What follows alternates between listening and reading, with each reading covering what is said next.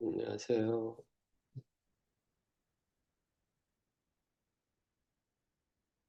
안녕하세요.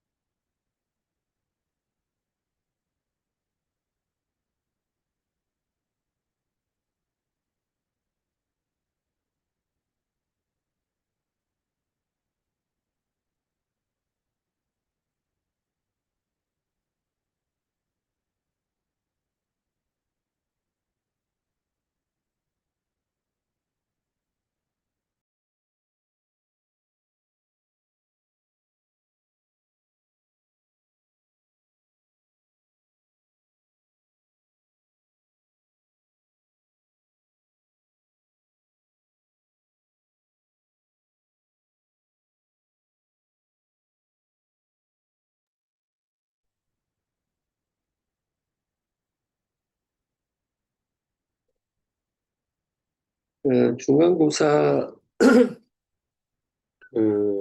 공지를 했는데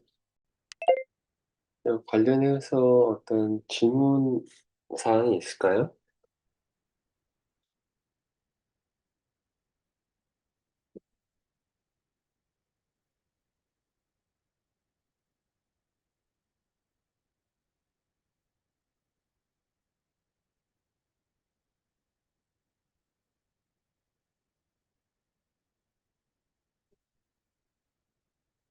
네,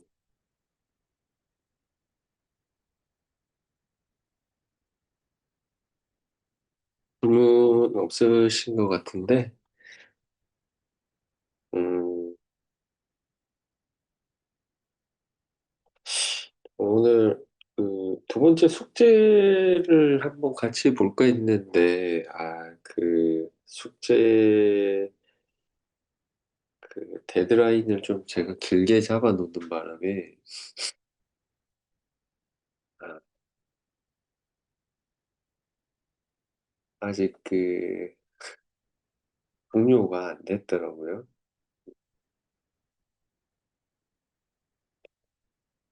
그래서 뭐 안타깝게도 좀 확인을 좀 같이 하기는 어려울 것 같고, 개별적으로 좀 숙제를 해서 제출을 해야 될 것 같습니다. 120명. 조금 더 기다려 보겠습니다. 계속 좀 늦게 들어오는 학생들이 있어서.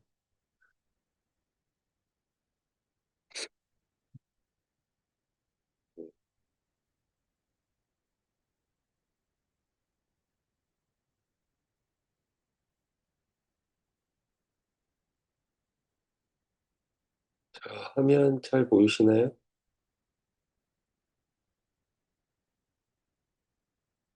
네. 어,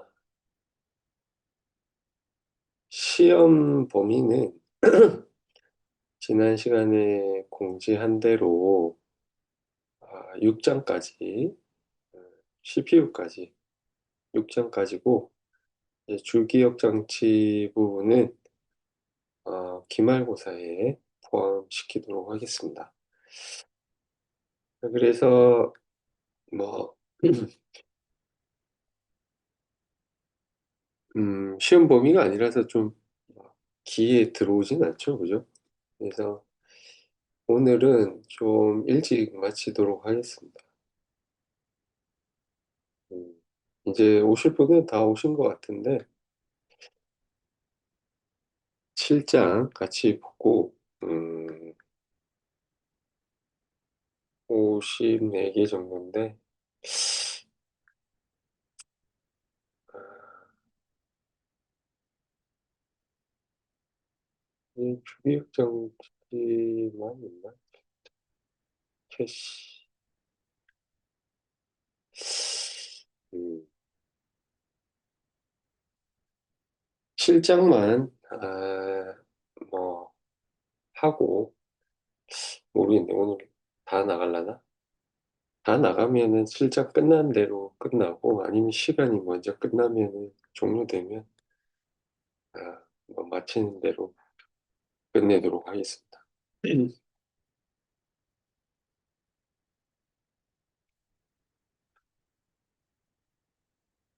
좀 급할 건 없으니까 천천히 어, 같이 한번 보도록 하죠. 음,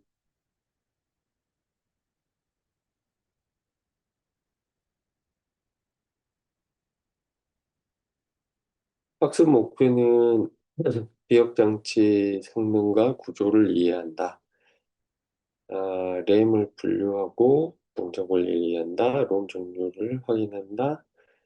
기억장치 아, 설계 기법을 이해한다. 자, 그래서 지난 시간에 이게 어느 정도 지금 보니까 얘기를 했었네요. 그죠? 처음 하는 거라고 생각했지. 음, 이미 많이 나갔네요. 그죠?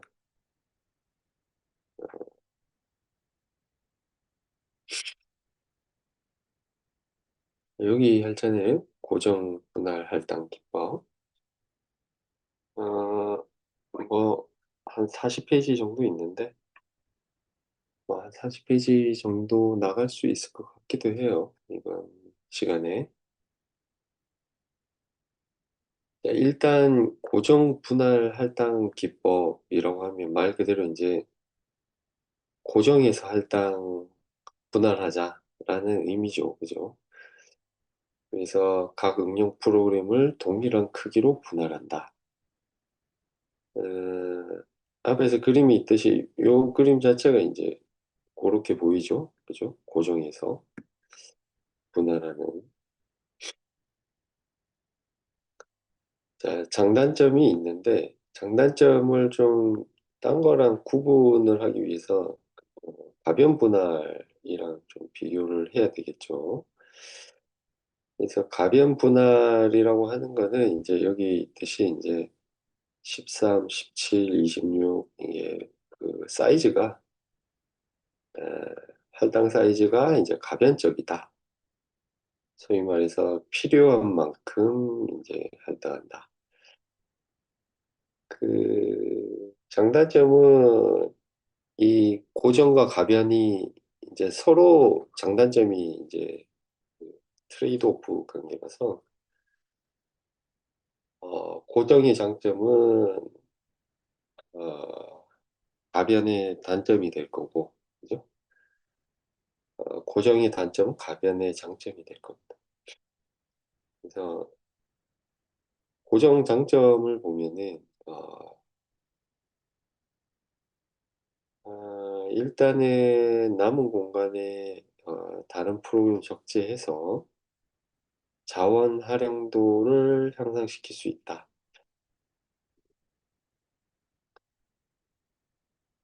에, 이거에 대한 장점은 사실 조금 애매한데 고정 분할에 대한 장점이라기보다는 어, 뭐라 해야 되나 그냥 멀티 프로그래밍에 대한 장점처럼 써놨네요. 그래서 좀 애매하게 써놨는데 여하튼 고정 분할을 해서 여러 프로그램에게 동등하게 나눠준다.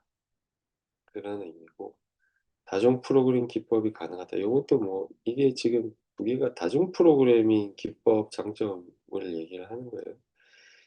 근데 이제 그 다중 프로그래밍을 위해서는 어쨌든 여러 프로그램이 동시에 이제 메모리에 올라가야 된다, 그죠? 이것처럼. 그러고자 하면은 어쨌든 메모리를 분할해서 써야 되는데, 아, 고정해서 분할할 수 있다. 가변해서 분할할 수도 있고. 그래서 이 장점 좀 잘못 써놓은 것 같습니다. 그래서 고정 분할의 장점으로 보면은, 음,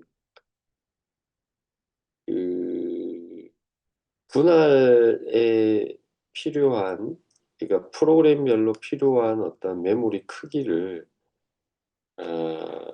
고려하지 않고 그냥 정해져 있는 사이즈로만 할당을 하기 때문에 단순하다. 소위 말해서 단순. 뭐, 할당 방식이 단순하다. 뭐 이게 이제 장점이 될 거고요. 단점 같은 경우에는 이제 가변적으로 할당을 안 하니까 이 프래그멘테이션이 생긴다라는 겁니다. 그죠? 그래서 앞에서 봤을 때 이제 뭐 1번, 2번 프로그램 쓰는 고정 사이즈가 이 정도인데 실제로 필요한 건 이 정도다. 50%다. 나머지 이 부분은 못 쓰는 거죠. 그죠? 그래서 프래그멘테이션, 뭐 인터널 프래그멘테이션인데 어쨌든 프래그멘테이션이 발생합니다. 그러면은 메모리의 그 효율적인 사용이 안 되겠죠, 그죠? 그 간편화되는 건 안 쓰니까 그런 문제가 있고 어, 또 이제 뭐 안 쓸 수도 있고 또 쓸 수도 있는데 모아서 근데 일단은 잘게 쪼개지면 뭐 가령 이제 안 쓰더라도 쓰는 부분을 해소한다고 하더라도 안 쓰는 부분을 요 부분이 안 쓰고 또 뭐 약간 여기도 반을 안 쓴다고 예를 들어서 요 부분을 안 쓴다 치면은 뭐 예를 들어서 두 개를 모았을 때 이제 하나의 프로그램이 또 동작할 수 있죠. 그죠? 근데 이게 나눠져 있다 보니까 이제 요런 경우에는 이제 다른 프로그램 못 쓰게 된다. 예, 찢어져 있으니까. 그런 단점이 있습니다. 어,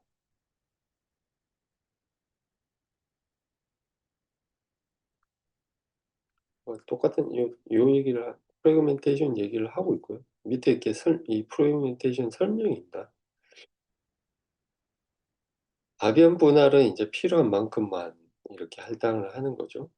네, 뭐 장점은 앞에서 얘기했듯이 이제 프레그멘테이션을 좀 피할 수는 있는데 단점은 이제 복잡하다, 단순하지 않다.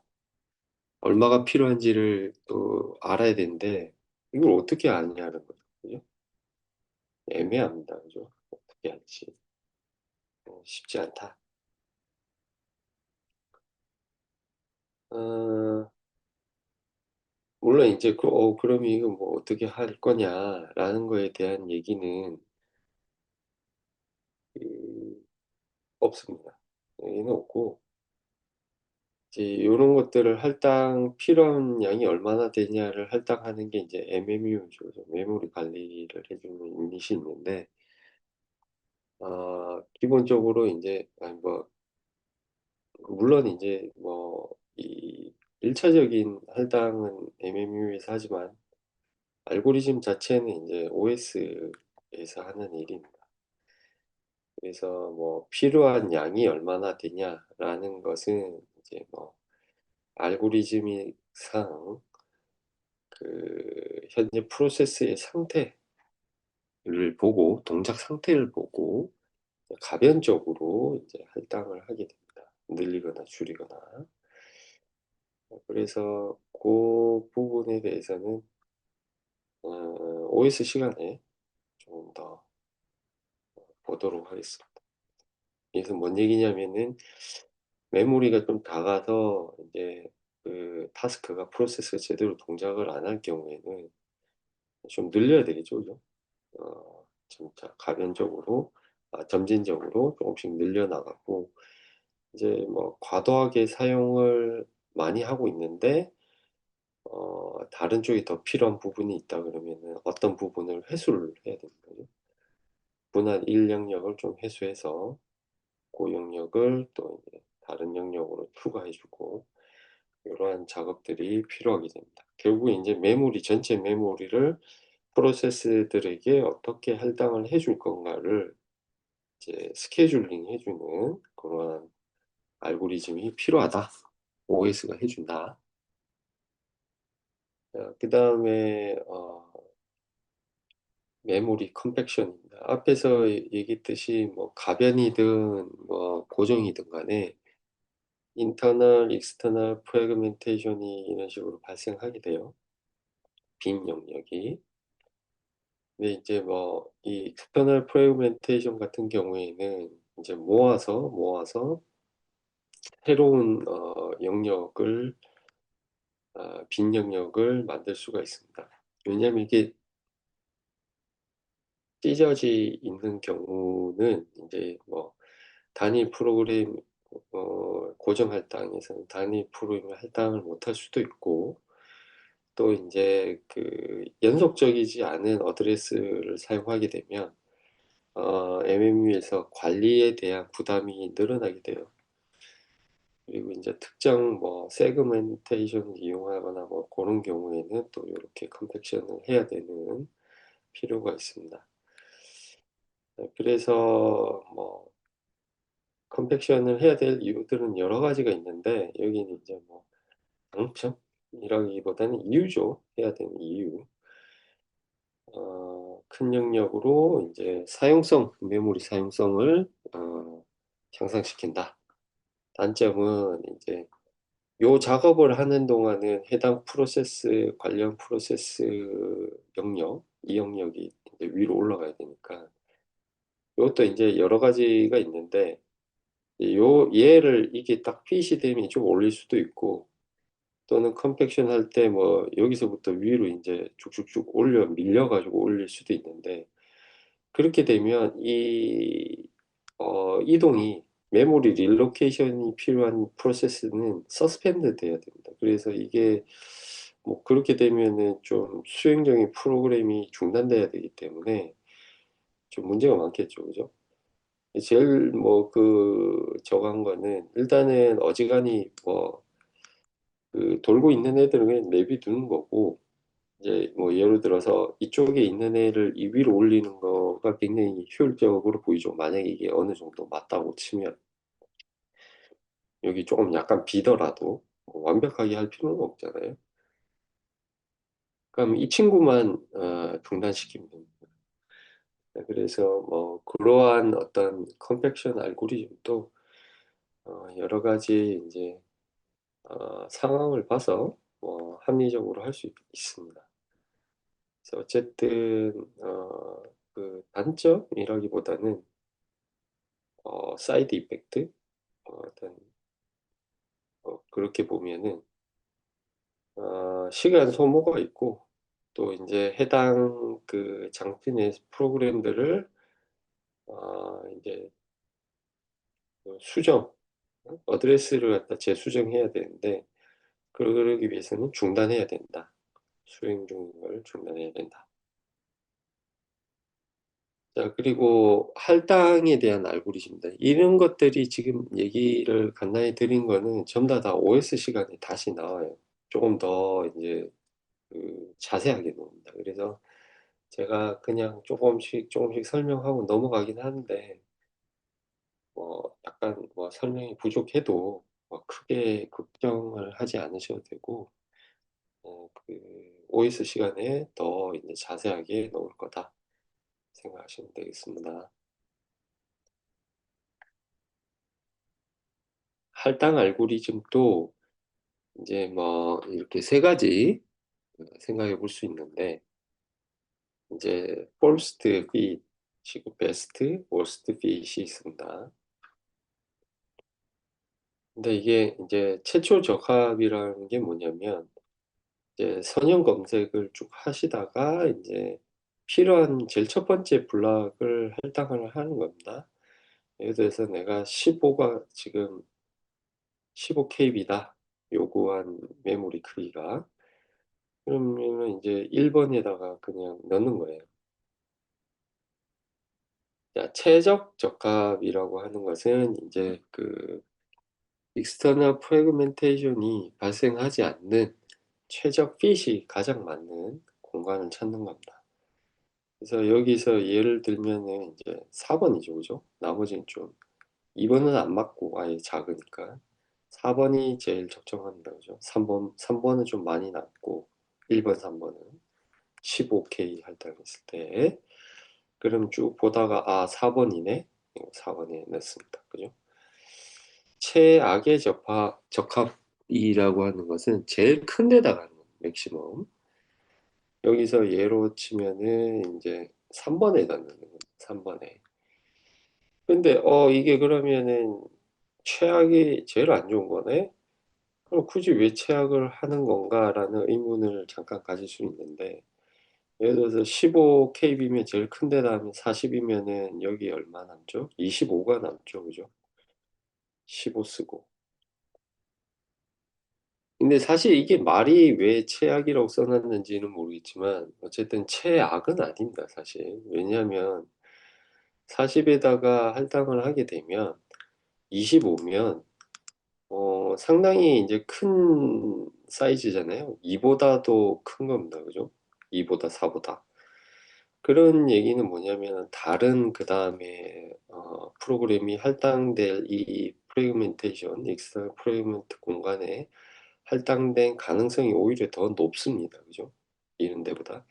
예를 들어서 20에다 할당을 이 최적 적합을 했다고 생각을 하면 이 밑에 이제 뭐가 남냐면 5가 남아요. 5가.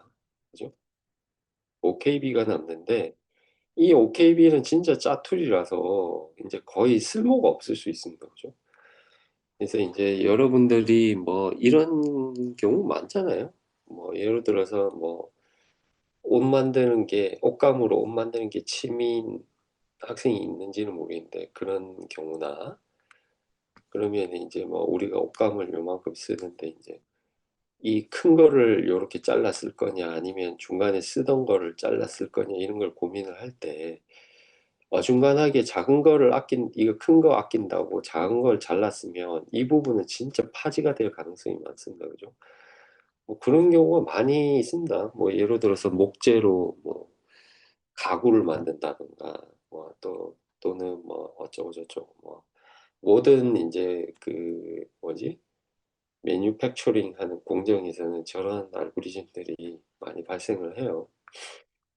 근데 중요한 거는 이제 단순히 이제 뭐, 아, 이게 좋다, 이게 좋다, 이런 게 아니라, 뭐, 최초적 합이 좋은 것도 있죠. 왜냐면은 빠르죠, 그죠? 얼로케이션이 굉장히 빠르기 때문에, 딴 거는 이제 쭉 훑어봐야 되잖아요, 끝까지.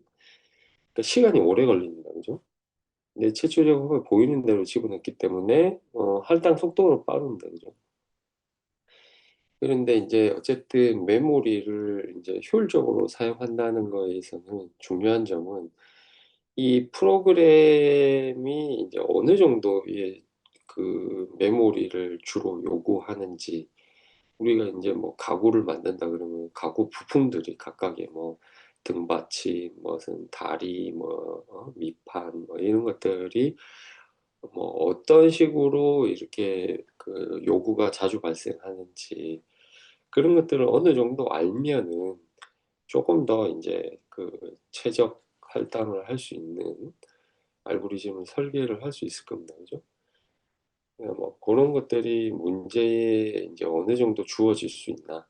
사실 우리가 뭐 그냥 그 단순한 수학 문제로 포뮬레이션을 하면은 알고리즘 쉽게 설계할 수 있습니다. 근데 실제로는 거기에 있는 변수들이 프랙티컬하게 값이 주어지지 않는 경우가 대부분이에요. 실제 엔지니어링을 하다 보면 지금도 마찬가지지만 그러니까 그런 것들을 뭐 데이터를 수집하는 게 실제 가능하냐 또는 이제 예측이 가능하냐 뭐 이런 것들에 대한 문제입니다. 실제는. 그래서 이제 뭐 많은 학생들이 이제 뭐 요즘에 이제 AI가 워낙 이제 그러한 NP 문제들, 비선형 문제들을 많이 풀고 있어서 효율적으로 푸니까 이제 이게 뭐 그 뭐라 그래야 되나 놀랍죠, 그죠? 놀랍긴 합니다, 그죠? 그래서 이제 그쪽에 이제 많은 관심을 가지고 이제 또 하려고 하긴 하는데 또 한편으로는 중요한 게 이제 뭐 머리만 있어가지고는 안 되잖아요. 두뇌만. 그러니까 두뇌에 대한 뭐 중요한 부분이니까 이제 개발을 많이 하지만 실질적으로 이제 두뇌에서 디시전을 내리기 위한 센서들이 있어야 되고, 그죠? 정보를. 우리 사람을 치면 뭐, 초각, 무슨 시각, 뭐, 미각, 어쩌고저쩌고, 뭐, 이런 것들이 데이터를 수집하는 그런 방법이 있어야 되고, 또 이제 디시전이 내려오면 또 액추에이터에서 제어에 필요한 여러 가지 이제, 기술들이 요구가 됩니다. 그죠? 그래서 그런 것들이 전체적으로 다 통합이 돼야지 뭐 어쨌든 사이버 피직이든 뭐 실제 무슨 피직 진짜 리얼 피직이든 뭐 하여튼 뭐 여러 가지 경우에도 우리가 발전을 이룰 수 있는 거잖아요. 비대칭이 아니라. 그러니까 뭐 그런 것들에 대한 어, 관심을 좀 가지면은 모든 일이 그렇지만 조금 이렇게 특정 분야의 그 이렇게 조금 더 공부를 하시다 보면 거기에서 요구되는 필요한 것들에 대한 어떤 이해가 좀 더 커질 거라고 생각이 들어요. 자, 주기억 장치의 종류, 자기 코어 기억 장치라고 하면은 이제 옛날에 쓰던 겁니다, 그죠? 이게 메모리라고 얘기를 하는 거예요. 그래서 우리가 처음에 무슨 사이클, 메모리 사이클, 뭐 읽고 리세팅하고 뭐 이 얘기인데 이거 얘기입니다, 지금. 자, 한번 자화되면은 이 자기장이 유지가 되면서 그 데이터를 갖다가 일령을 갖다가 유지를 하죠, 그죠?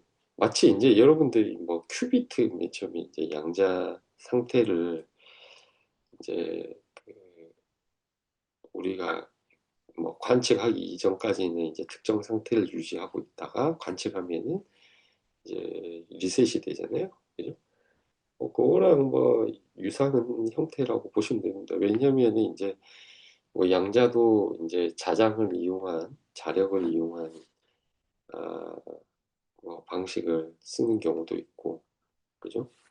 뭐, 뭐 이온을 트래핑하는 경우에도 뭐 여러 가지 테크닉들이 있습니다. 그죠? 레이저를 쓸 수도 있고, 또는 자력을 쓸 수도 있고. 그래서 어쨌든 여기 이제 자력이라고 하는 게 굉장히 이제 그 지구상에 존재하는 몇 가지 파워 중에 하나잖아요. 뭐 중력, 자력, 뭐야 또 뭐가 있냐, 핵력 이런 거 중에 하나죠, 그죠? 그래서 그걸 써서 이제 만든 겁니다, 그죠? 어, 자기 코어가 있고 자아 방향이 그리고 전류가 흐르면서 이제 우리가 데이터를 기억을 합니다. 일령. 그래서 전류 방향이 이제 바뀐다. 뭐 이렇게 돼 있고. 그래서 문제는 이제 원빗이니까 셀로 이렇게 쭉 원빗 셀을 어레이로 만든 거죠, 그죠? 이걸 코어 플레인이다 얘기하고 이제 요걸 스태킹 하면은 이렇게 스태킹 됩니다. 그래서 1빛이니까 뭐 66이 36, 그래서 36개 정도 이제 저장이 되는 거고요. 어, 또 반도체를 이용한 기억 장치. 소재에서는 지금 이제 메모리는 그 반도체 쓰는 겁니다, 그죠? 여러분들 쓰고 있는 거는. 그래서 크게 이제 램과 롬으로 나눈다. 그리고 이제 반도체 중에 뭐 순차, 임의, 접근 뭐 이렇게 돼 있는데 기본적으로 랜덤 액세스입니다. 그래서 램은 이제 휘발성, 볼러타일 메모리로 여러분들 쓰는 D램 그리고 S램, 뭐 또 롬에는 이제 그 마스크, 그다음에 뭐 필드를 이용한 그러니까 뭐 요 이제 정기적인 거죠. 그죠? 그래서 여러 가지 프로그래밍 가능한 필드 P롬이 존재합니다. 그래서 형태도 뭐 P롬이 있고 뭐 E롬이 있고 EEP롬이 있고 뭐 이렇게 여러 가지인데 뒤에 얘기가 있나? 뒤에 쭉 있네요. 뒤에 가서 얘기하면 될 것 같습니다. 반도체의 기억 장치 구조 반도체 뭐 얘기를 해놨는데 뭐 기억 장치는 우리가 앞에서 이 반도체라는 거의 어떤 구조를 얘기를 해놓은 건 아닌데 뒤에 조금 뭐 이렇게 있네요. 회로가 뒤에 가서 좀 얘기를 하면 될 것 같고 이제 반도체 기반의 기억 장치 구조는 뭐 이런 식으로 계략적으로 구조화되어 있다. 예, 메모리가 있고, 그죠? 그 다음에 이제 주소가 있습니다. 그죠? 이게 셀이죠? 셀이 이제 셀 어레이입니다. 앞에서 봤던 그 코어, 이런 거 똑같이 생겼습니다. 구조가. 똑같이 생겼어요. 바둑판으로. 바둑판으로 이게 똑같이 생겼고, 이제 여기 이제 셀들이 있죠. 그죠? 셀들이 쭉 있고. 근데 이제 여기 이제 4비트다. 그러면 이제 요 4비트 셀에 이제 한꺼번에 이렇게 쭉 이제 데이터가 4비트가 놓을 겁니다. 그죠?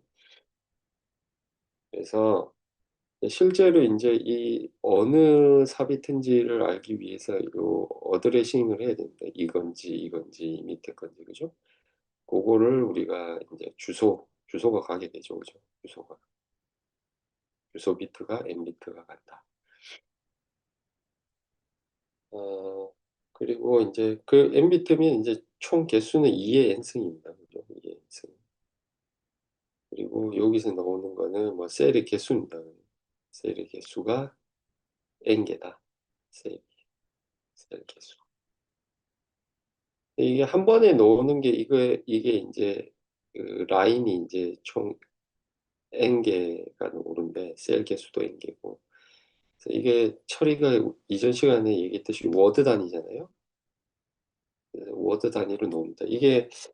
근데 이게 꼭 워드 단위로가 이제 아웃풋 리드로 놓는다고 출력으로 놓는다고 얘기하기는 조금 어렵긴 한데 그거는 어떤 특수한 경우에는 또 좀 다르게 설계가 돼 있는 경우도 있긴 있습니다.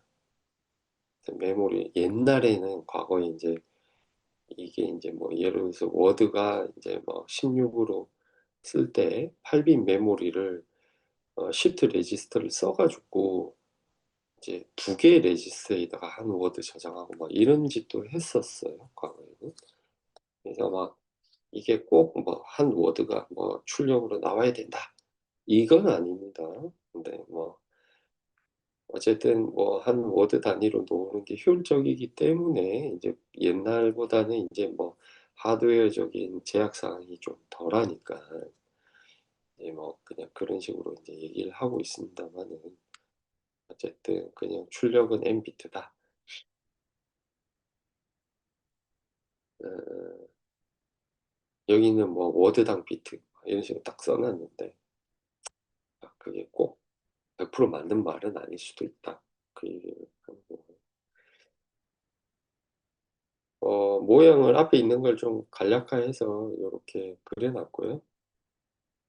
그래서 요거 이제 32비 바이 4 이렇게 해놨는데 이제 메모리 뭐 이렇게 표현할 때 4가 이제 앞에서 얘기했던 출력 있는 4, 그죠? 그리고 전체 엔트리 개수를 32개라고 얘기를 하는 겁니다. 왜냐면 이게 어드레싱 범위에 5개잖아요. 그래서 2의 5승이니까 총 캐패시티가 이제 3 곱하기 4가 되는 겁니다. 그죠? 4비트고 이제 이 로우가 4비트고 아니 컬럼이 4고 로우가 이제 총 32개가 있어요. 4비트짜리가. 그죠? 그러니까 총 용량은 32 곱하기 4비트다. 그리고 요것 보면은 지금 12개잖아요. 그래서 총 엔트리는 2의 12승 이렇게 되고 출력은 총 8비트입니다. 2의 3승이고 그죠? 그래서 뭐 요거 2에 이제 15인데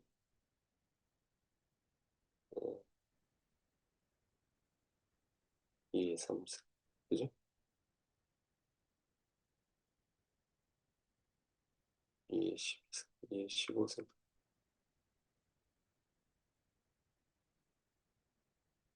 응?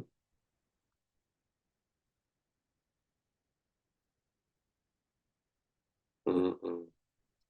요건 또 저렇게 쓰는데. 이게 앞에 것만 4K입니다. 4K. 그죠? 이 앞에 것만 4K고. 음,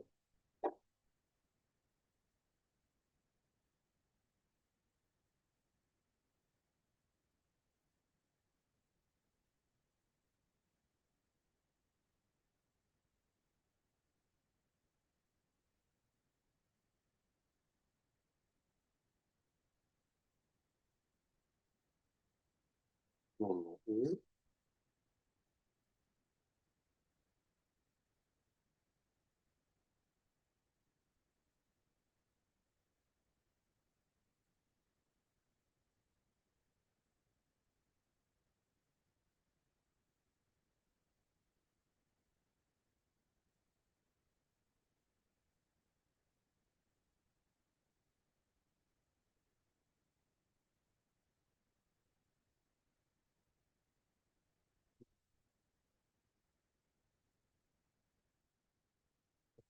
확인을 해보고 해야 될 것 같은데. 좀 이상한데.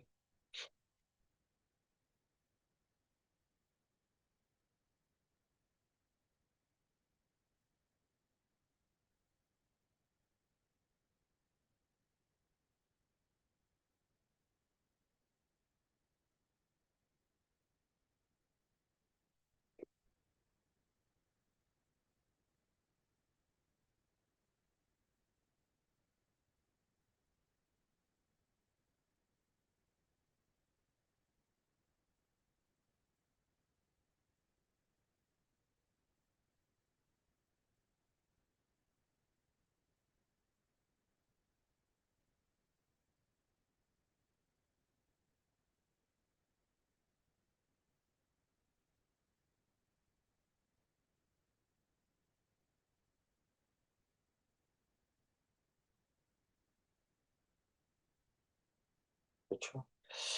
잘못만 한 겁니다. 그죠? 음. 요거, 요렇게 표현하는 거는 잘못된 겁니다. 어, 그래서 요게 이제 4K 곱하기 뭐냐,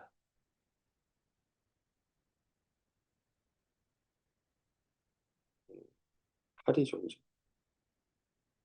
8이라서 이제 하나로 얘기할 때는 32K라고 얘기해야 됩니다. 이렇게 잘못된 겁니다.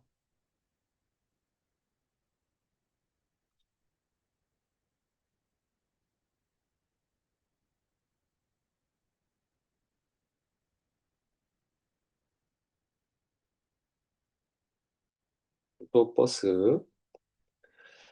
자, 기본적으로 주소 버스가 오면은 이제 실제로는 이제 디코더를 거쳐가지고 이제 선택을 하게 되고요. 뭐 내용은 앞에서 뭐 했던 내용은 똑같습니다. 그래서 예로 들어서 우리가 이제 101 주소가 101 온다.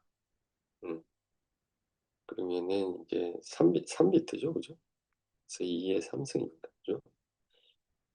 그래서 3 곱하기 8 디코더인데 들어와서 이제 이 중에 하나를 선택하게 됩니다. 그죠? 지금 5번, 5번을 101 쓰면은 이게 5죠. 5, 4, 1 해서 더하기 하면 5 나고, 그래서 5가 이렇게 쭉그 어드레싱이 되고, 일종의 그 셀 셀렉션 라인입니다. 이게 셀 셀렉션 라인. 나중에 이따가 뭐 뒤에 그림이 한번 있을 것 같은데, 셀렉션 라인이고, 요게 지금 출력이 한 워드가 8빛입니다. 그죠? 8개 같이 보이죠? 그래서 한 바이트가 이제 나오면은 리드고, 이제 데이터가 여기 지금 데이터가 실려서 들어오는데, 여기 쓰기 위해서 들어오는 거예요. 그죠? 그래서 MBR에서 데이터가 부과되면 여기서 이제 쓰기 신호가 인가되면서 여기 있는 데이터가 각각의 셀에 들어오게 됩니다. 저장이죠. 읽는 거는 이제 뭐 똑같은데 앞부분 똑같아요. 이제 그 대신에 읽기 신호가 리드 신호가 들어오고, 요 셀에 있는 데이터가 이제 MBR로 인가되는 요게 읽는 동작입니다.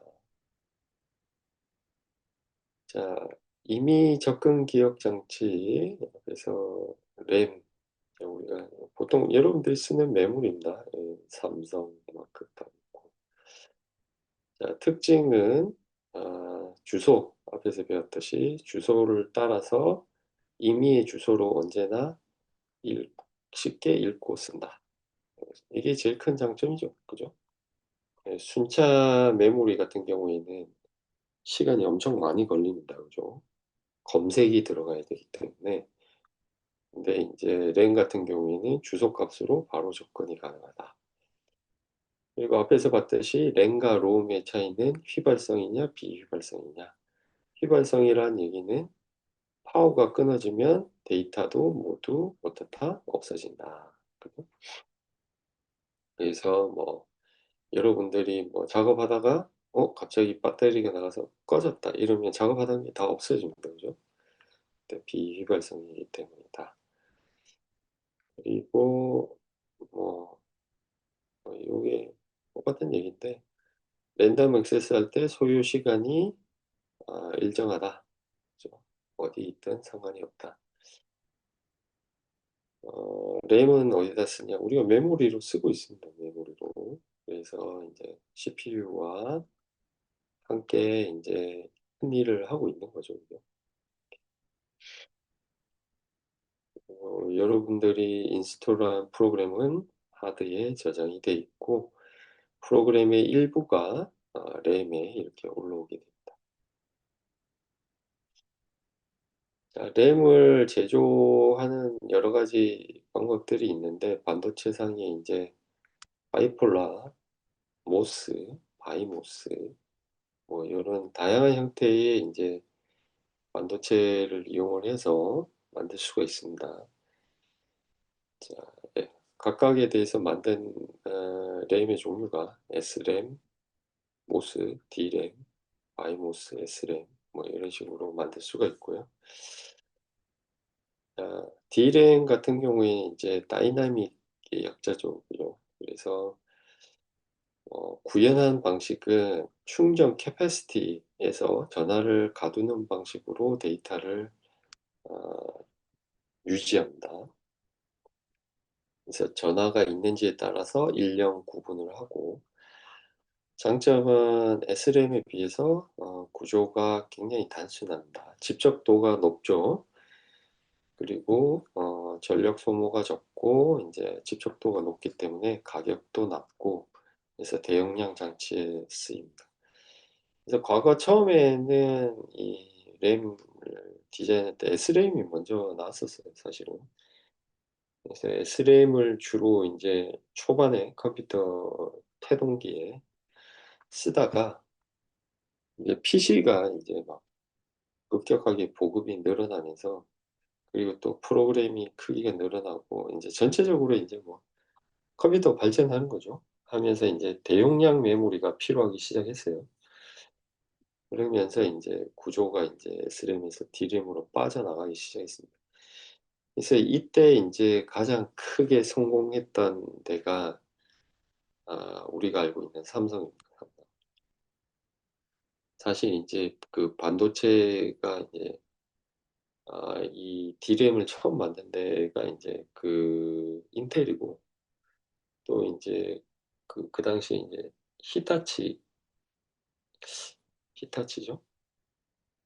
히타치가 아니다. 어디야? 도시바.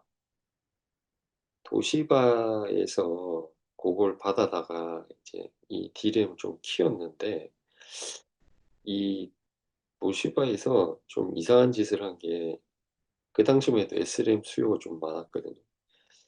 근데 이제 그 D램을 어쨌든 삼성에서 기술을 달라고 해가지고 그걸 가서 받았습니다. 아마 제가 히타치인지 도요타인지 도시바인지 약간 좀 헷갈리는데, 아마 제 기억으로는 아마 도시바가 맞을 겁니다. 그래서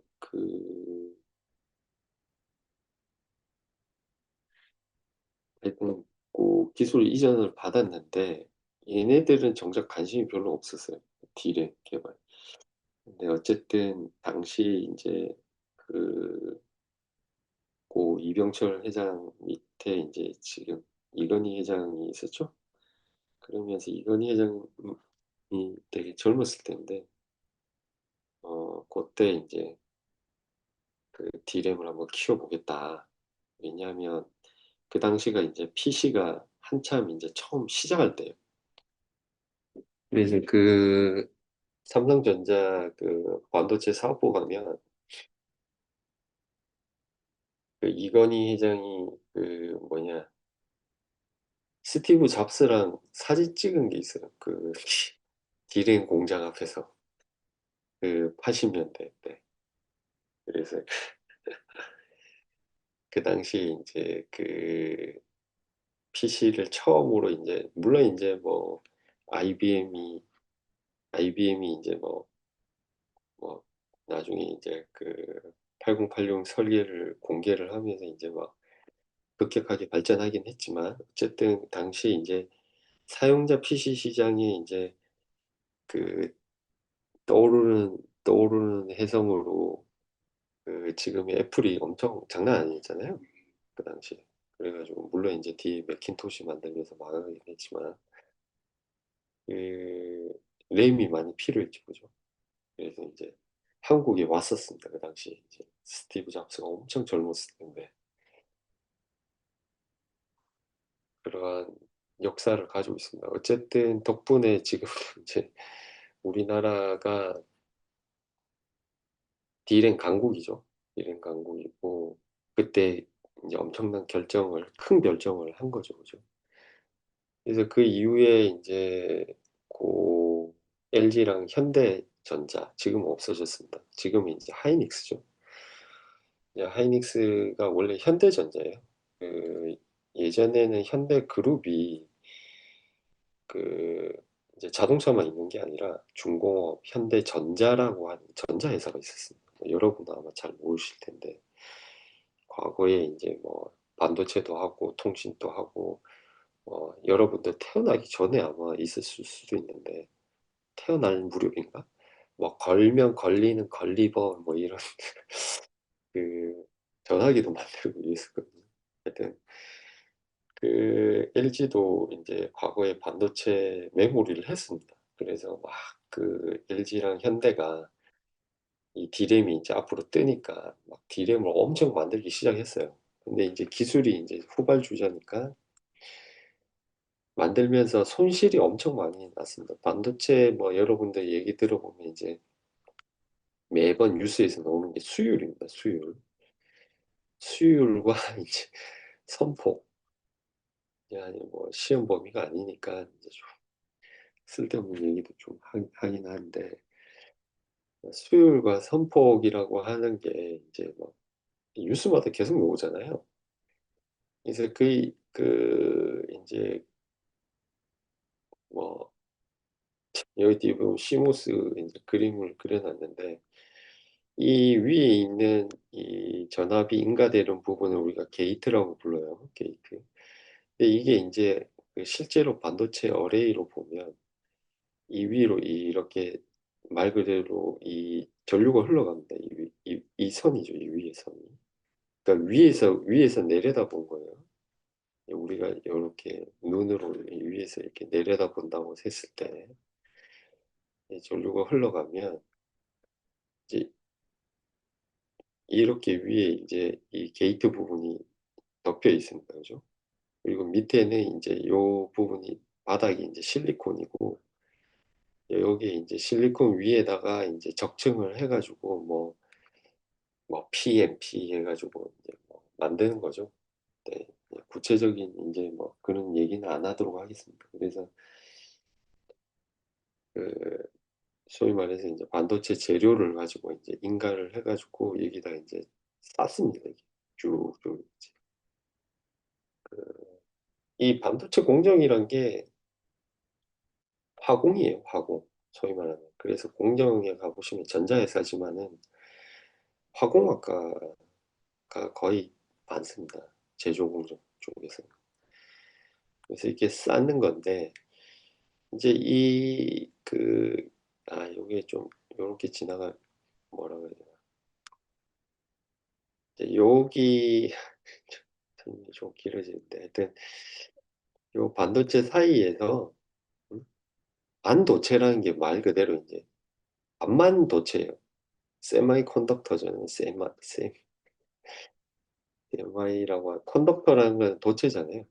전기가 흐른다는 뜻이고, 이 세미라고 얘기하는 건 이제, 흘렀다 안 흘렀다 이게 컨디션에 따라 달라진다는 뜻이거든요. 그래서 이제 이 위에 이제 전압이 인가되면 이 여기 이제 터널이 발생합니다. 터널이. 그래서 이제 이 전자가 흘러가요. 파파파 흘러가고 이제 이 전압이 인가가 안 되면은 이게 멈춥니다. 그죠?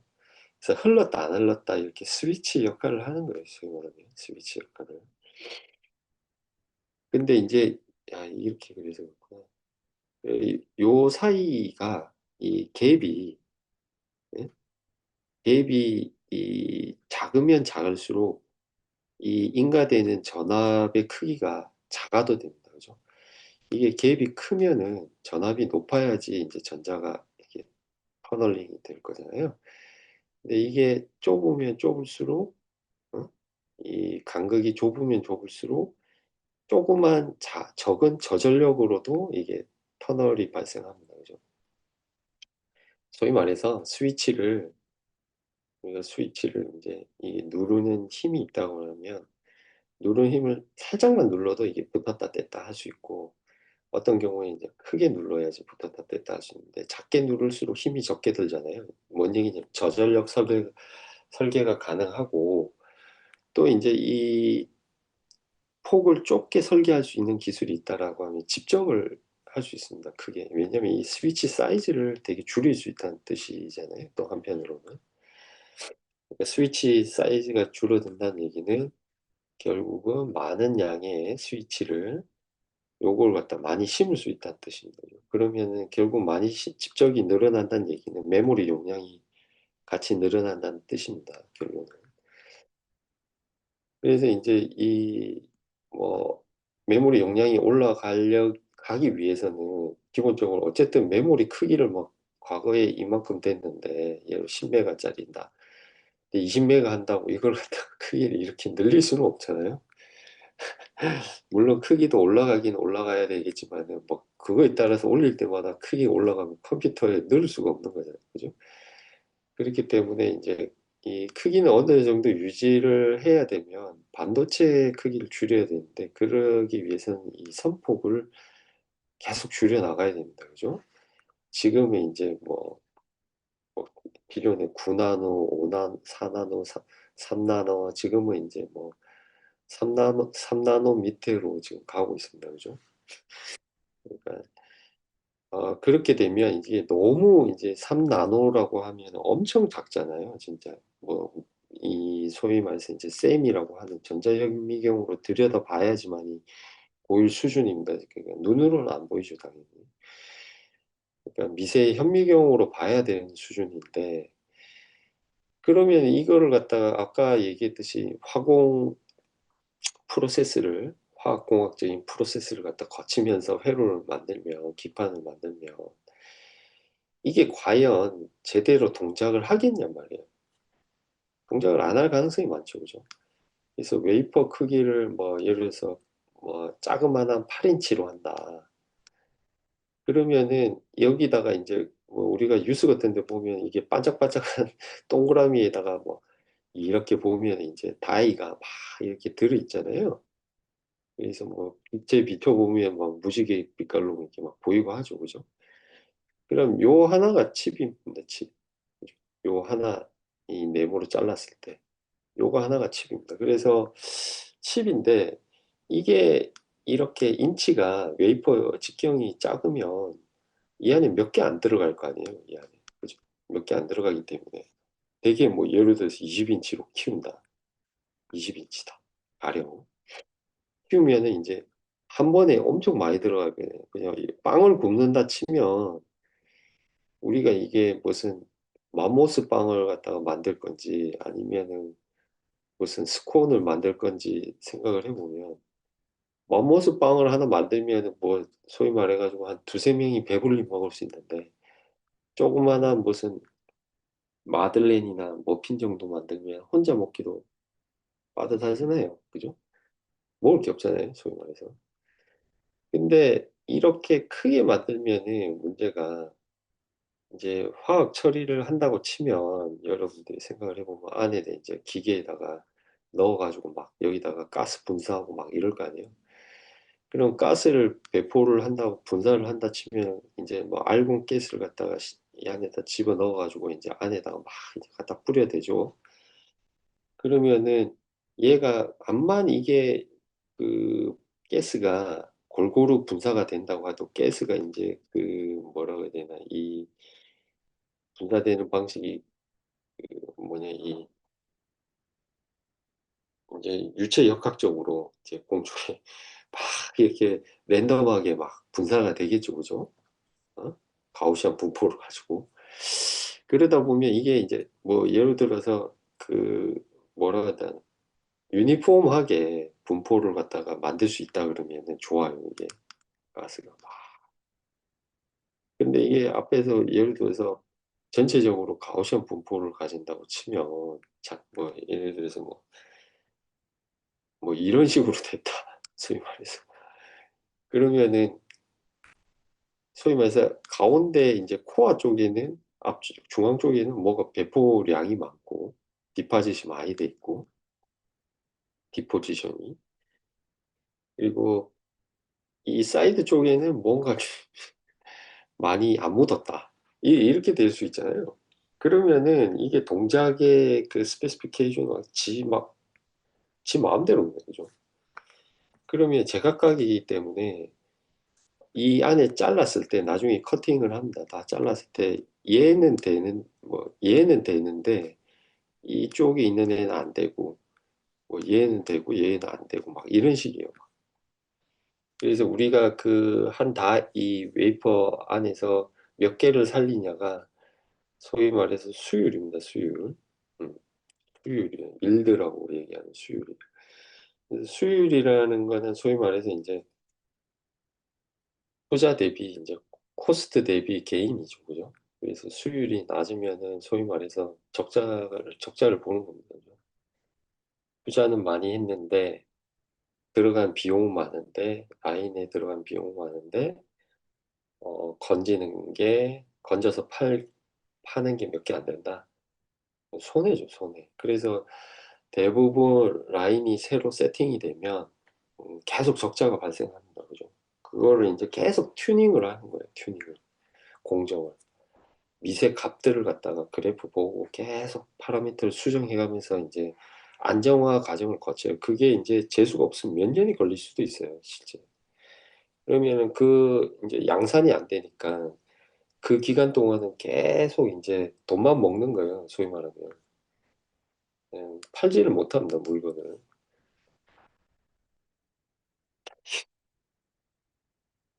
팔지는 못하고 돈만 계속 들여요. 그래가지고 이제 삼성전자가 이제 그 비메모리 쪽에 이제 TSMC랑 이제 파운드리 그 병합을 하다가 거의 패배했잖아요. 사실 패배했죠, 그죠? 거의 오히려 더 마켓 시어가 더 줄어들었습니다, 과거보다.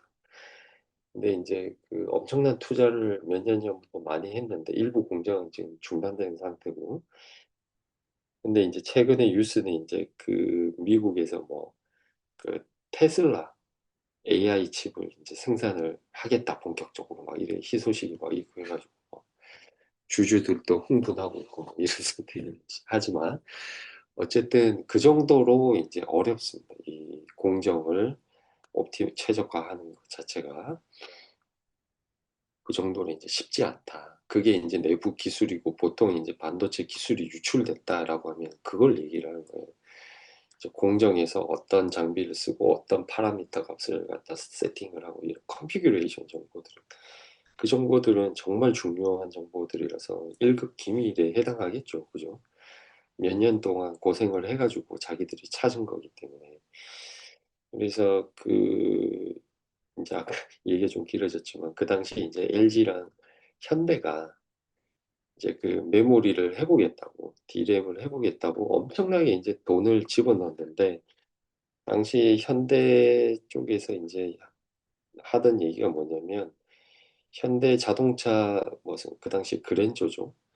에쿠스인가 그랜저를 갖다가 매일 여러 몇천 대, 몇천 대를 갖다가 갖다 반도체 라인에 갖다 붙는다라는 얘기를 했었어요. 그 얘기 뭐냐면 차를 엄청 팔아가지고 그 수익을 전부 다 이제 반도체 그 초반에 이제 라인을 갖다 안정화시키는데 거기다 돈을 갖다 부었습니다. 그러니까 그 당시 이제 돈을 거의 못 벌던 시대, 그죠? 투자만 하고 그러다가 이제 뭐가 왔냐면 IMF가 왔습니다. IMF. 그래서 IMF 와서 그 당시 한국이 엄청 힘들었잖아요. 그래서 대규모 투자를 갖다가 못하던 시기입니다. 그죠? 하던 것도 막아야 되는 시기라서 그 당시 이제 LG와 현대 D램 사업이 정부에 의해서 강제적으로 조정이 됐어요. 그래서 LG에서 하던 그 메모리 사업 자체가 현대로 통합됐어요. 그래서 현대 반도체로 통합이 됐다가 이제 현대전자가 망했죠, 나중에. 그래서 이제 이게 이제 이름을 사명을 바꿉니다. 그죠? 하이닉스라고. 그래서 이 하이닉스가 이제 원래 법정 관리되고 있다가 법정 관리로 있고 주인이 없이 이제 산업은행이 주인이죠. 그죠? 법정 관리로 산업의 주인으로 이제 운영 전문가 경영을 하다가 이게 사실상 SK에 인수된 게 그렇게 오래되진 않았어요. 2000년대, 2010년인가 언제지? 2008? 뭐 하여튼 뭐 한 2000년 전 한 고맘때 요게 현대에서 하이닉스 넘어간 건 뭐 99년도인가 2000년도인가 초반에 이제 바뀐 거고 그 SK가 인수하면서 이 앞에 이제 SK 이름이 붙게 되는 거죠. 그죠? 그래서 지금의 SK 하이닉스가 생겼는데 SK가 인수하고 나서도 사실 막 그렇게 디램으로 뭐 승부를 보진 못했습니다, 사실. 왜냐하면 워낙 삼성의 기술력이 뛰어나기 때문에 이제 갑자기 이제 HBM을 중간에 내놓으면서 지금은 완전히 역전되어 있는 상황이 됐죠. 그죠? 자, D램 히스토리를 엄청 길게 얘기하다 보니까 그렇긴 한데 어쨌든 뭐 D램 회사에서도 소프트웨어 엔지니어가 필요하고 여러분들이 이제 관심을 가지면 뭐 하이닉스도 취직할 수 있겠죠. 왜냐면 뭐 작년에 인센티브를 뭐 1억을 줬다고 하던데 여러분들 또 도전해 보시기 바랍니다.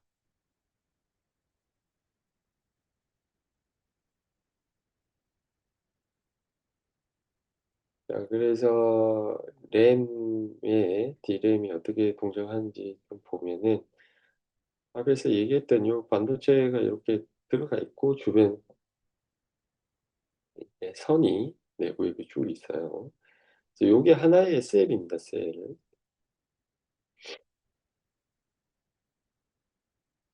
여기 있는 요거 하나를 얘기를 하는 겁니다. 그래서 앞에서 봤듯이 이제 그, 이 하나의 워드 라인을 접근하기 위해서는 이제 주소가 들어가고요. 앞에 주소에 맞는 디코더가 이렇게 들어갑니다. 그죠? 그래서 실제 어드레스 버스에서 들어온 신호는 요거고, 그걸 받아서 이제 특정 하나의 셀 라인을 선택을 하게 됩니다. 선택을 해서 쭉 놓게 되죠. 그죠? 쭉 놓는다. 아, 죄송합니다. 나오는 거 이쪽으로 놓게 되네요. 어, 음? 야, 이건 64 바이 1비트를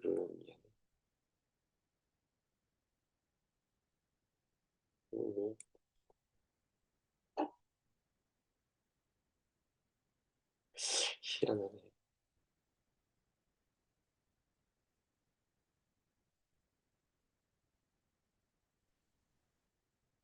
출력이 1비트만 이렇게 떠나는데 어쨌든 뭐 이 밑에 출력이라 그러면은 한 바이트가 8비트가 이렇게 출력으로 이제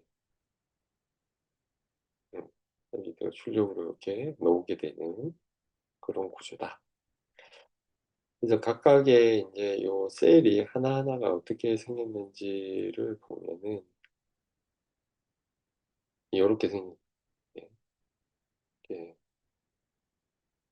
그래서 셀마다 이제 요렇게 아까 디코더에서 나오는 이제 신호가 들어가게 되고요. 그리고 또 이제 열 입력이 있습니다. 그 아까 열에 대한 셀 선택에 대한 열 입력이 있죠. 요거 행이고 열입니다. 열. 그래서 행과 열의 입력이 들어가서 두께가 하나의 셀로 들어가게 되고요.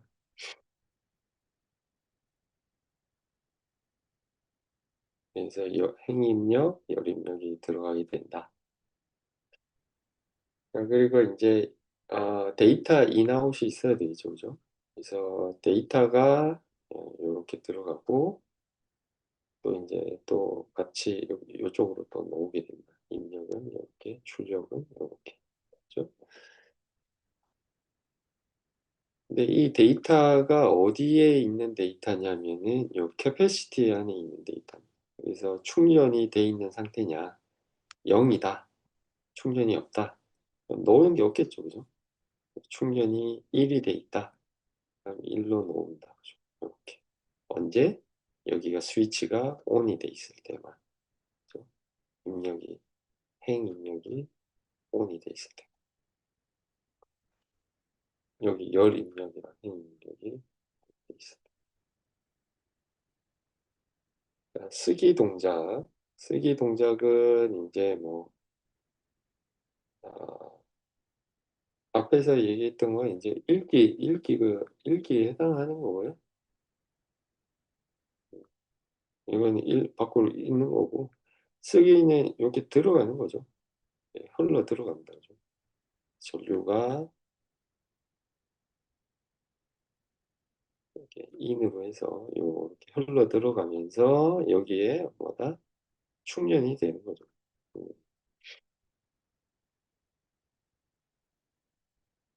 자, 그래서 리드 라이트 단자가 있고요. 앞에서 보면 리드 라이트 단자에 의해 가지고 이제 요 버퍼를 제어하는 겁니다. 버퍼를 나올 건지 들어갈 건지.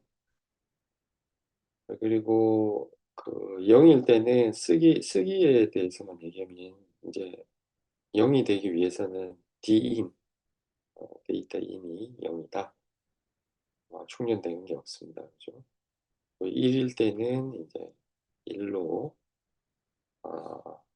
캐패시티의 양의 전압이 충전된다. 1기는 이제 리드를 셀렉션 하게 되고 그다음에 이제 캐패시트로부터 1이 출력되고 1이나 0이 출력된다. 자, 재충력 동작에서는 리드 1, 얘는 행 입력 1, 재충력 1. 리드 하면서 이제 1이 비트선이 연결되면서 재충전이 되고요.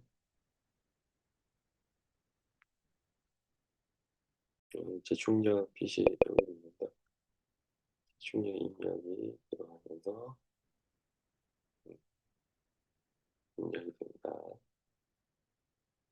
그리고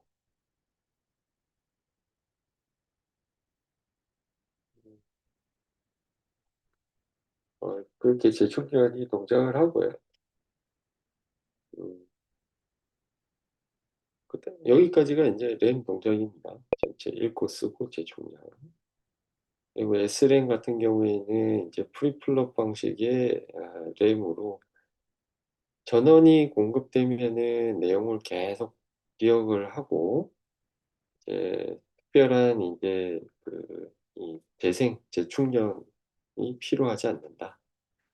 뭐 그런 특징이 있습니다. 근데 이제 일단은 그 캐패시티를 쓰지 않고 전원을 계속 공급하기 때문에 이 리플래시를 하게 되면 아무래도 좀 사용 전류량을 줄일 수 있죠, 그죠? 그래서 그 소모 전력을 줄일 수 있습니다. 그래서 배터리를 쓰는 경우에 굉장히 유리하겠죠, 그죠? 어, 그에 반면에 이제 SRAM의 장점은 이 처리 속도가 좀 빠릅니다, 그 대신에. 그래서 주로 앞에서 봤듯이 캐시, 소용량 저장 장치, 요런 데 이제 사용을 한다. 그래서 뭐 각각의 장단점이 있습니다. 그래서 우리가 좀 가격이 비싼 대신에 앞에서 봤듯이 메모리 하이라키에서 봤죠, 그죠? 여기 삼각형. 여기서 이제 SRAM을 쓰는데 위로 갈수록 이제 속도는 빠른데 이제 가격이 이제 올라가게 됩니다. 그죠?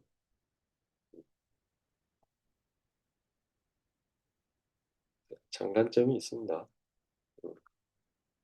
그래서 처음에 이제 도시바가 SRAM에 집착한 이유입니다, 그게. 왜냐하면 이제 요러한 특징, 밀도도 높고 속도도 빠른데 왜 굳이 D램을 하나? 이런 생각이 들죠, 그죠? 그래서 사람들이 다 SRAM을 쓰게 될 거다. 하지만 생각보다 이제 실제 요구되는 데이터량이 엄청나게 급속도로 늘어나게 되고, 그에 따라서 이제 SRAM으로는 비용 감당이 안 되는 거죠, 그죠? 그러니까 D램으로 바뀌게 되는데, 그게 그때 상황에서는 이게 참 그 디시전을 하기가 좀 쉽지는 않습니다, 사실. 그죠? 그게 좀 쉽지 않아. 그래서 일본 회사들이 좀 특징이 기술 우위에 대한 어떤 집착이 굉장히 강하게 있는 편이에요. 그래서 그 일본 회사들 기술력이 굉장히 좋은데, 그 간혹 가다가 이제 그 디시전 시장 상황을 파악을 좀 못해가지고 잘못된 결정을 내린 경우가 왕왕 있습니다. 왕왕. 그런 이그젠플이 굉장히 많이 있어요.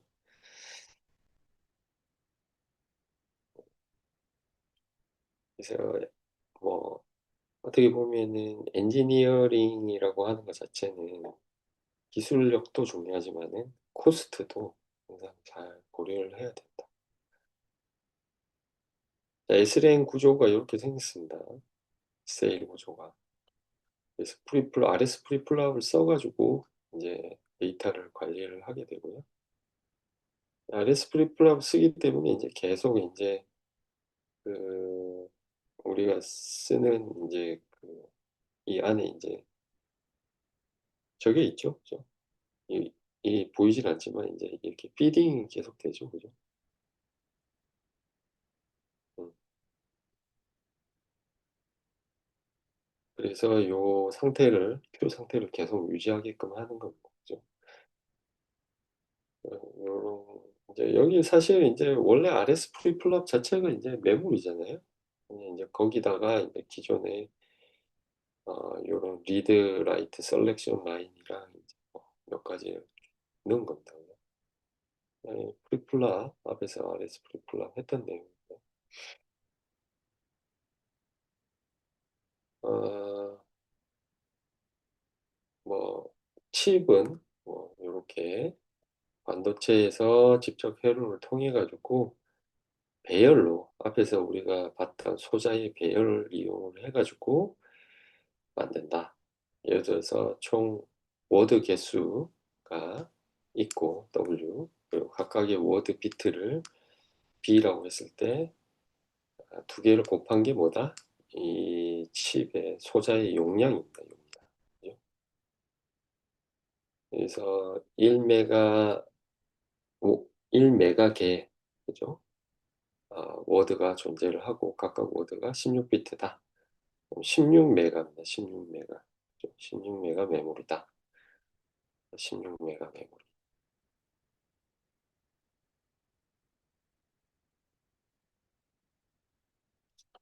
자, 그래서 이제 뭐 동작에 대한 얘기를 하고 있는데, 뭐 앞에서도 이미 했지만 3x8 디코더를 이용을 해서 이렇게 주소를 어, 어드레싱을 할 수 있고, 총 이제 그뭐 2의 3승이죠, 그죠? 주소선이. 그래서 총 8개의 워드를 저장을 할 수가 있고요. 그죠? 각각의 워드는 한 바이트다. 음, 그래서 요거는 이제 앞에서 얘기를 하면은 뭐냐? 저기 총 8개 곱하기 8에 대한 뭐 램이다. 이렇게 정의를 할 수가 있겠죠, 그죠? 자, 그리고 16바이 4다. 그러면 이제 총 16개 워드가 있고 4비트 워드다. 출력이 4비트입니다. 출력이 4비트. 기억 장소가 4비트란 뜻이에요. 그죠? 4비트고 1, 1, 0, 1, 뭐 이런 식으로. 그죠? 그리고 이제 주소는 이제 각각의 워드를 어드레싱 하는 겁니다. 그러니까 총 16개. 2의 4승. 4바이 16 디코더를 사용을 하고 있고요. 자, 그래서 이제 뭐 우리가 워드가 1이다.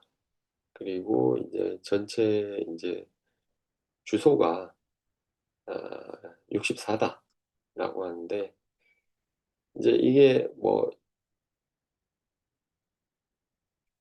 일렬로 뭐 이렇게 쭉 이렇게 할 수도 있겠죠, 그죠? 총 64개를. 근데 이제 2D로 이 1D라고 그러면 2D로 전환할 수 있습니다, 그죠? 2D. 2D로 전환했을 때 이제 88이 64니까, 그래서 로 8개, 컬럼 8개 이런 식으로 나눠볼 수도 있고, 3D로도 할 수 있잖아요. 우리 앞에서 자기 코어 3D로 했었죠, 그죠? 큐브 3D로 했다 그러면은 뭐 64는 이제 3개로는 안 되긴 한데, 뭐야, 64보다 여기다 8 곱하면은 뭐 8이 40, 512다. 512다. 그럼 뭐 여기 8, 여기 8, 여기 8. 이렇게 3개 디코더 붙여가지고 할 수도 있겠죠, 그죠? 3D 셀로 적층을 했다 치면.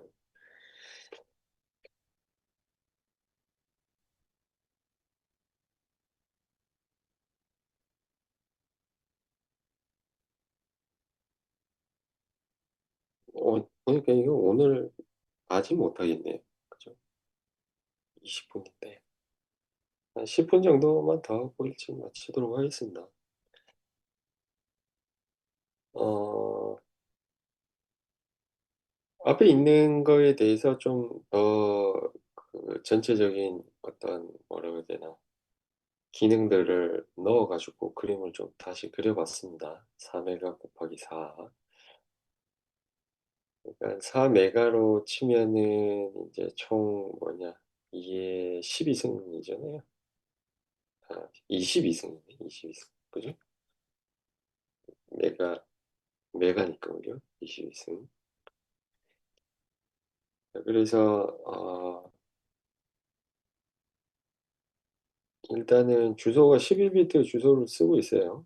용량은 총 뭐 2에 22승 개 워드가 4비트짜리가 총 22승계인데, 일단 주소 자체는 11비트에 쓰는 버스 주소 자체는. 어드레스 주소는 어드레스가 12비트다. 그러면은 이제 총 22개가 돼야 되는데 11개가 모질래죠, 그죠? 11개가 모질랍니다.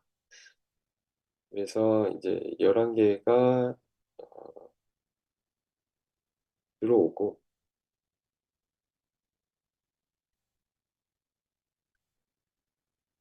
뭐야, 음,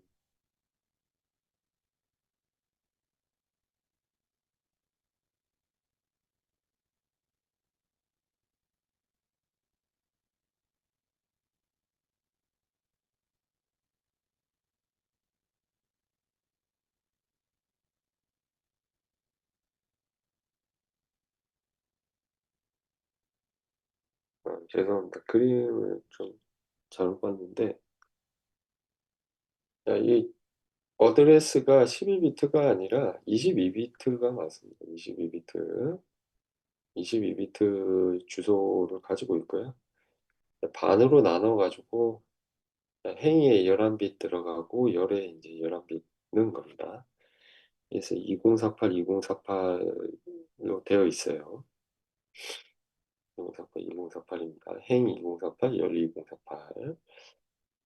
그리고 이제 그 디코더, 각각 디코더 들어가요. 행 디코더, 열 디코더 이렇게 들어가고, 그리고 이제 요 재충전 들어갑니다. 재충전. 그래서 재충전 주소가 한 번씩 들어가는데, 그 재충전이랑 그 행주소 그둘 중에 하나를 고르기 위해서 먹스가 들어가 있습니다. 먹스가 들어가 있고, 어,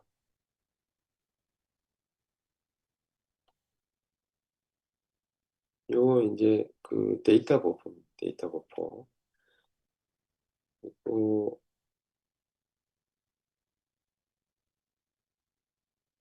어,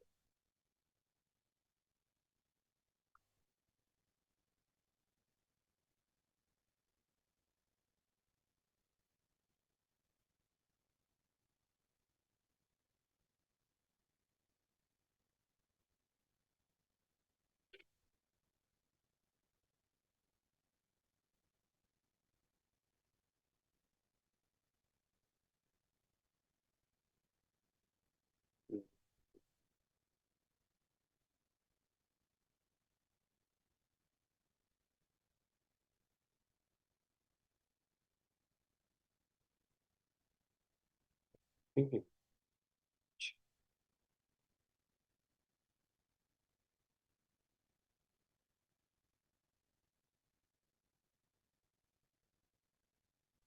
그림이 또 이게 입력이랑 이건 좀 다르게 그려놨네.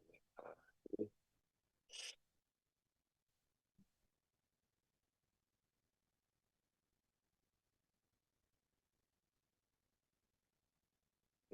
그걸 좀 확인을 해봐야 되겠습니다. 그림이 좀 이상하게 그려놔가지고,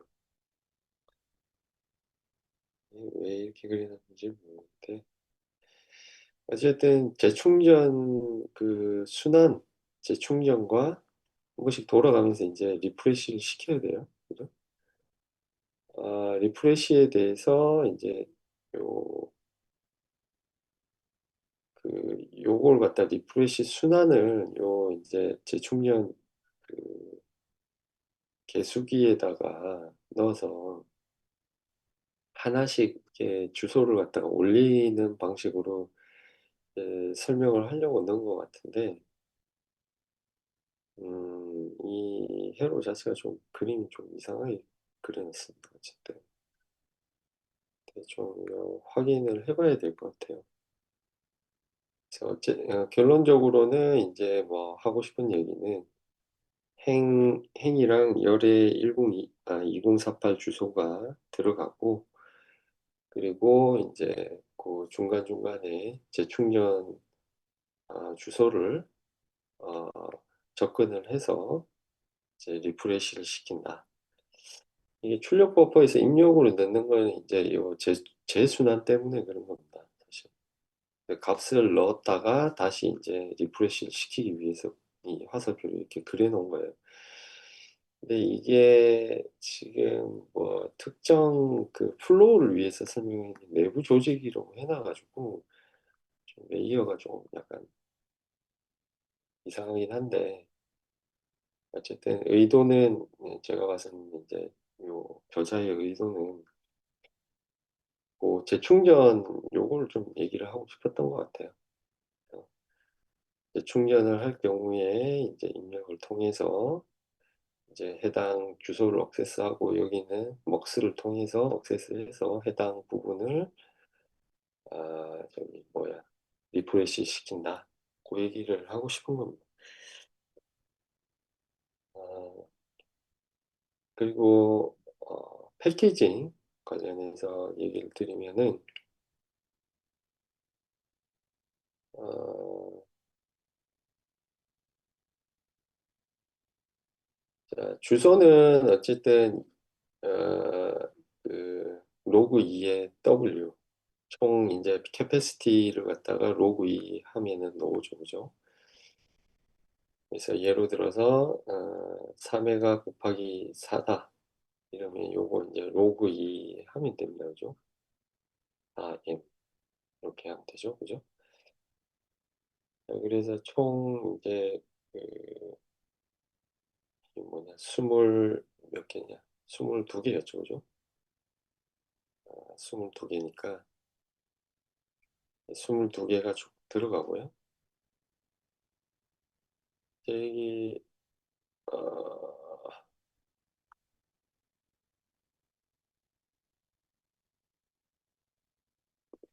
4에 22개 맞죠? 22개.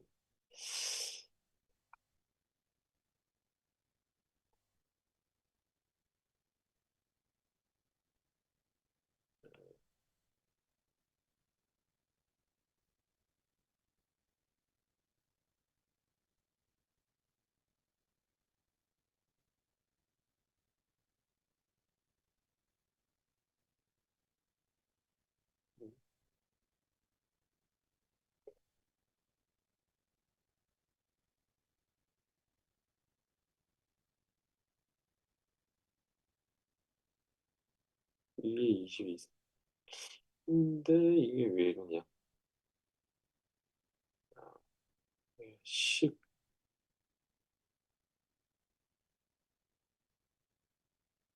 10밖에 없는데? 이거 잘못 써놨네. 아, 이, 이좀 잘못 써놨네요. 그죠?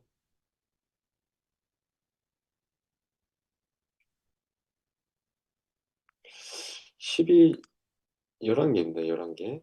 그래서 이게 M이 아니라, 아, 여기 뭐야. EK죠. EK. 그죠? EK. EK 곱하기 데이터는 어쨌든 4개가 있으니까 4입니다. 그죠? 4M이 아니라 EK입니다. EK.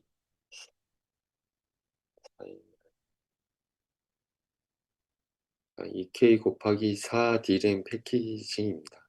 그래서 뭐 일단 데이터는 4개가 있고 주소는 11개 0부터 11개 있고 그 다음에 CC 파워 근데 0이랑 11번 들어가고요. 그 다음에 이제 그라운드 쪽에 이게 들어갔고 이제 요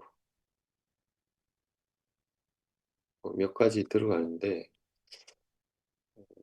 요거 좀 찾아봐야 되는데